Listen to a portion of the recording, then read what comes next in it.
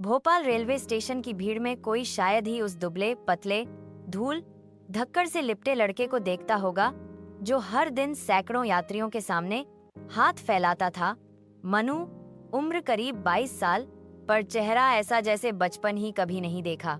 मनु की जिंदगी की शुरुआत भी रेलवे ट्रैक के किनारे हुई थी। पिता एक कुली थे, माँ बीमार, और जब वह सिर्फ 7 साल का था तो एक रेल हादसे में दोनों चल बसे। कोई न रिश्तेदार न सहारा, स्टेशन ही उसका घर बन गया।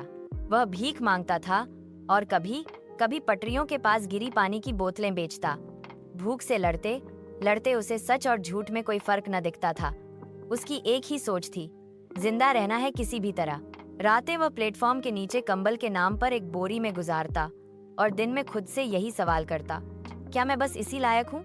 हर रविवार की दोपहर एक बुजुर्ग स्टेशन पर आते, सफेद कुर्ता पाजामा, पतली फ्रेम की ऐनक और हाथ में स्टील के डब्बे।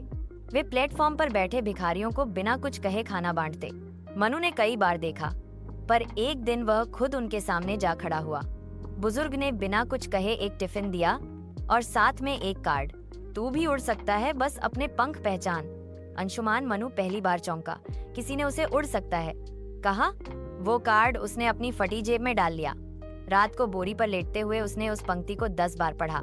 मनु की इकलौती दोस्त थी रूपा, जो स्टेशन पर चाय बेचती थी। उसके पिता भी एक जमाने में चाय बेचते थे, अब बीमार रहते। रूपा पढ़ी लिखी नहीं थी, लेकिन वो हर बार मनु से कहती, तू पढ़ेगा तो बहुत कुछ कर सकता है, ये दुनिया तुझे देखेगी, जैसे कोई विप उतर रहा हो। एक दिन मनु ने उससे पूछा, क्या मैं सच में पढ़ सकता हूँ?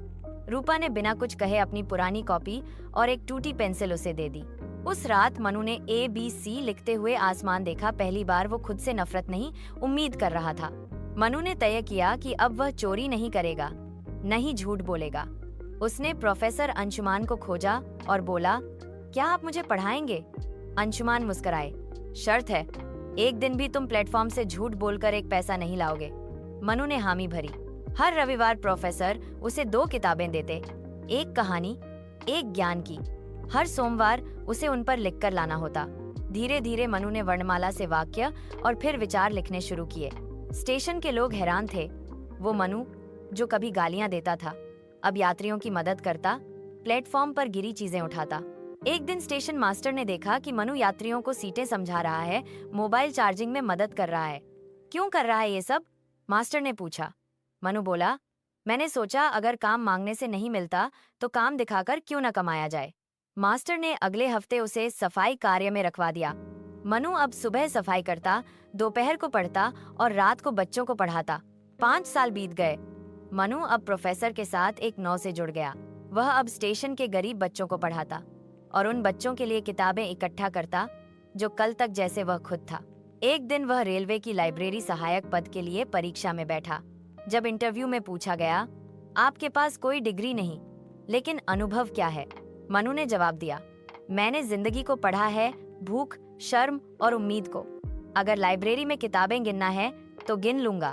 अगर किसी को पढ़ने की प्रेरणा देनी है तो वो मेरा जुनून है। वह चुन लिया गया।